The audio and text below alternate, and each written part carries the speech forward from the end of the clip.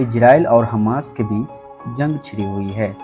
इसी बीच इजराइल के साथ भारत के रिश्ते चर्चे में हैं। हमास ने इजराइल पर हमला किया तो भारत के प्रधानमंत्री नरेंद्र मोदी ने एक्स पर तुरंत ही पोस्ट किया कि हम इजराइल के साथ हैं। इजराइल ने भी भारत के समर्थन का शुक्रिया अदा किया। आज के कूटनीतिक परिवेश में दोनों देश करीबी मित्र हैं, लेकिन हमेशा से ऐसा नहीं था।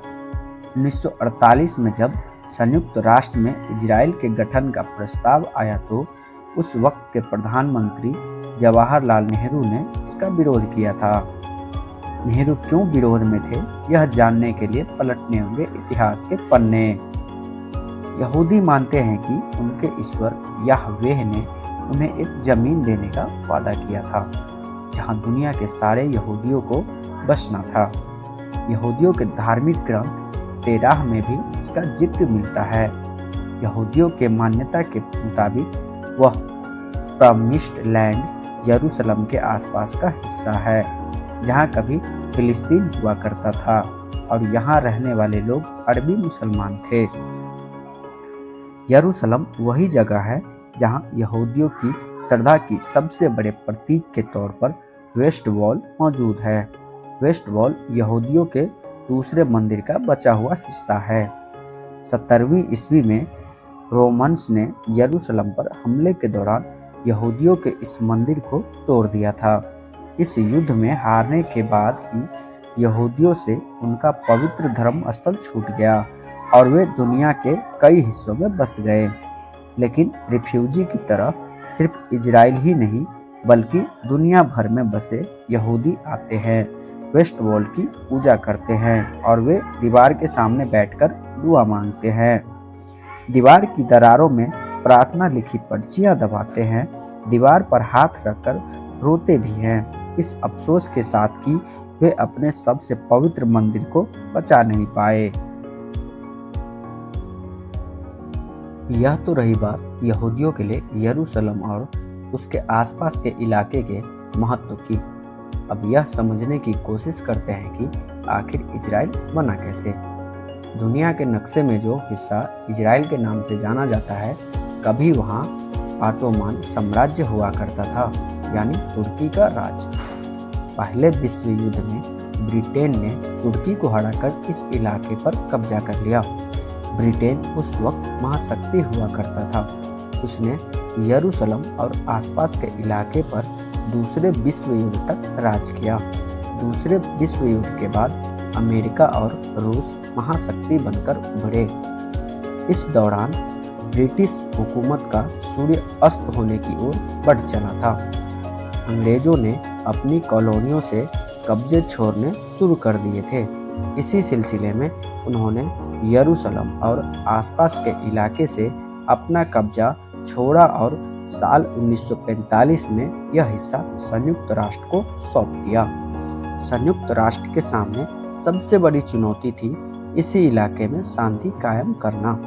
असल में विवाद के केंद्र में था यरूशलेम के 1 वर्ग किलोमीटर से भी कम के क्षेत्रफल में बना टेम्पल माउंट या हरम अल शरीफ। टेम्पल माउंट में कभी यहूदियों का सेकंड टेम्पल हुआ करता था, जिसके अवशेष के तौर पर वेस्ट वॉल अब भी मौजूद थी। इस्लाम के पवित्र अलस्का मस्जिद और टॉम्ब ऑफ रॉक के अंदर एक चट्टान है। माना जाता है कि पैगंबर मोहम्मद ने बुर्राक पर बैठकर इसी चट्टान से जन्नत तक का सफर तय किया था और फरिश्तों से बातचीत की थी। माइथोलॉजी के मुताबिक बुर्राक घोड़े जैसा जानवर था जिसके पंख थे। इन दो चीजों के कारण यरूशलेम का यह हिस्सा मक्का और मदीना के बाद यरूशलेम का इस्लाम का तीसरा सबसे पवित्र स्थल माना जाता है। इसके अलावा तीसरा पवित्र स्थल है church of the Holi sculpture. ईसाइयों का मानना है कि प्रभु यीशु ने अपने जीवन का अंतिम वक्त यहीं बिताया था और लास्ट सफर यानी अंतिम भोज भी यहीं किया था। वे मानते हैं कि ईसा एक बार फिर धरती पर आएंगे। उनका पुनर्जन्म इसी इलाके में होगा।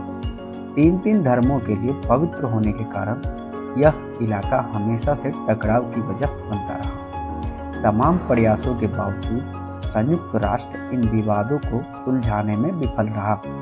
दुनिया भर में रिफ्यूजी का जीवन बिता रहे यहूदियों का दबाव कहे या जायनीज आंदोलन का असर। सन 1948 में फिलिस्तीन के कुछ हिस्से में यहूदियों के देश इजराइल के गठन का प्रस्ताव संयुक्त राष्ट्र में पेश किया गया। दुनिया भर में महत्वपूर्ण पदों पर बैठे यहूदियों और कुछ पश्चिमी मुल्कों ने इजराइल के समर्थन में लॉबिंग शुरू कर दी। इसी सिलसिले में महान वैज्ञानिक अल्बर्ट आइंस्टाइन ने भारत के तत्कालीन प्रधानमंत्री पंडित जवाहरलाल नेहरू को पत्र लिखकर कहा कि वह संयुक्त राष्ट्र में इजराइल के गठन का समर्थन करें। आइंस्टाइन भी यहूदी थे, हालांकि उनके आग्रह को नेहरू ने माना नहीं। भारत ने इजराइल गठन के खिलाफ वोट किया। अरब देशों के अलावा भारत ही एकमात्र गैर मुस्लिम देश था जो फिलिस्तीन के साथ खड़ा रहा। कूटनीति के किसी भी फैसले को समझने के लिए उन परिस्थितियों को समझना चाहिए जिनके कारण वह फैसला लिया गया। 15 अगस्त 1947 को भारत अंग्रेजों के गुलामी से आज़ाद हुआ था और बंटवारे के आग से झुलस रहा था। हालांकि तब हमारा संविधान बनने की प्रक्रिया में था, लेकिन तमाम तरक्की पसंद नेताओं का ख्वाब था कि भारत धर्मनिरपेक्ष राष्ट्र हो। 1948 में संयुक्त राष्ट्र में इजराइल के गठन का प्रस्ताव आया। प्रस्ताव के मुताबिक फिलिस्तीन के कुछ हिस्से को अलग करके वहां यहूदियों को देश बनाया जाना था। फिलिस्तीन में लंबे समय से मुसलमान रह रहे थे। ऐसे में एक धर्म के लोगों को हटाकर वहां दूसरे धर्म के लोगों को बसाना कैसे जायज ठहराया जा सकता था। महात्मा गांधी यहूदियों पर हुए अत्याचार के कारण उनके प्रति सहानुभूति तो रखते थे, लेकिन वह फिलिस्तीनियों की विस्थापित करके यहूदियों का देश इजराइल बनाए जाने के पक्ष में नहीं थे। उन्होंने 26 नवंबर 1938 को हरिजन पत्रिक में द ज्यूस यानी यहूदी शीर्षक के इस समस्या पर एक लेख लिखा था। लेख में बापू ने कहा था कि फिलिस्तीन उसी तरह से अरबों का है जैसे इंग्लैंड अंग्रेजों का है या फ्रांस फ्रांसीसियों का है। यहूदियों के साथ मेरी सहानुभूति है, वे ईसाइयों के लिए असपक्ष हैं। ईसाई उनके साथ जैसा व्यवहार करते हैं वह हिंदुओं के असपक्षों के व्यवहार के काफी करीब है। दोनों ही मामलों में अमानवीय व्यवहार को जायज ठहराने के लिए धर्म की आड़ ली जाती है। जर्मनी में हिटलर ने 60 लाख यहूदियों को मौत के घाट उतारा था। गांधी इस घटना से आक्रोशित थे। वह लिखते हैं कि अगर कभी मानवता के नाम पर कोई वाजिब युद्ध होता है, एक पूरी नस्ल पर अत्याचार को रोकने के लिए जर्मनी के खिलाफ अगर युद्ध होता है तो यह पूरी तरह सही होगा, लेकिन मैं युद्ध में यकीन नहीं रखता। गांधी का कहना था कि यहूदी दुनिया में जहां बसे हैं उसे ही अपना देश क्यों नहीं मान लेते। नेहरू भी गांधी की राय से इत्तेफाक रखते थे। उन्होंने सार्वजनिक तौर पर यह बात कही कि इजराइल के पक्ष में वोट करने के लिए मेरे पास तमाम फोन और पत्र आए, तरह तरह के दबाव बनाए गए, लेकिन भारत फिलिस्तीनियों को विस्थापित करके इजराइल बनाए जाने के पक्ष में नहीं है। आखिरकार भारत और अरब देशों के विरोध के बावजूद इजराइल बना। भारत ने 2 साल तक उसे मान्यता भी नहीं दी, लेकिन आज स्थितियां उलट हैं। भारत का करीबी सहयोगी है इजराइल, लेकिन गांधी ने उस वक्त टकराव के जिस खतरे के प्रति चेताया था वह आज दुनिया के सामने है।